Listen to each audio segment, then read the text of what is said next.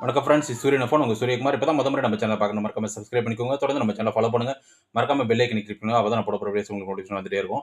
இப்போ எதை குறித்து பார்க்க போறோம்னா, இடபிள்யூஎஸ் சர்டிஃபிகேட்டை பற்றி பார்க்க போறோம். அதாவது எக்கனாமிக்கலி வீக்கர் செக்ஷன் சர்டிஃபிகேட். அது வந்து பார்த்தீங்கன்னா, கிரீம் லேயர், நான் கிரீம் லேயர்ன்ற 2 வகையா பிரிப்பாங்க. அ அ அத பொறுத்து அது வாங்கிக்க முடியும். அதாவது Aadhaar card, PAN card, asset, property document அதெல்லாம் சப்மிட் பண்ணிட்டு நீங்க அத வாங்கிக்க முடியும். பார்த்தீங்கன்னா, அ அத வந்துட்டு ஒண்ணு ஆன்லைன் மெத்தட்லயும் வாங்கலாம், இல்ல ஆஃப்லைன் மெத்தட்லயும் வாங்கலாம். அது ஒவ்வொரு மாவட்டத்துக்கு ஒரு மாரி டிஃபர் ஆகும். ஆன்லைன் மெத்தட்ல அப்ளை பண்ணீங்கன்னா, இ-சேவை மையத்துல அப்ளை பண்ணலாம். இல்ல அப்படின்ற பட்சத்துல நீங்க ஆஃப்லைன்ல டைரக்ட்டா மாவட்ட ஆட்சித்தலைவர்கிட்ட போயிட்டு நீங்க விண்ணப்பிச்சு வாங்கிக்க முடியும். அ இது மட்டும் இல்லாத பார்த்தீங்கன்னா, அதுல இடபிள்யூஎஸ் சர்டிஃபிகேட் எது எதுக்காகலாம் யூஸ் பண்ணுதுன்னு பார்த்தீங்கன்னா, ரிசர்வேஷன், அப்புறம் வந்து காம்படிட்டிவ் எக்ஸாம்ல உங்களுக்கு கோட்டாக்கு, அப்புறம் வந்துட்டு பார்த்தீங்கன்னா, உங்களுக்கு காலேஜ் அட்மிஷன் அது மாரி இடத்துலலாம் இடபிள்யூஎஸ் சர்டிஃபிகேட் வந்து ரொம்ப யூஸ்ஃபுல்லா இருக்கும். இத பத்தி தெரிஞ்சுக்கோங்க.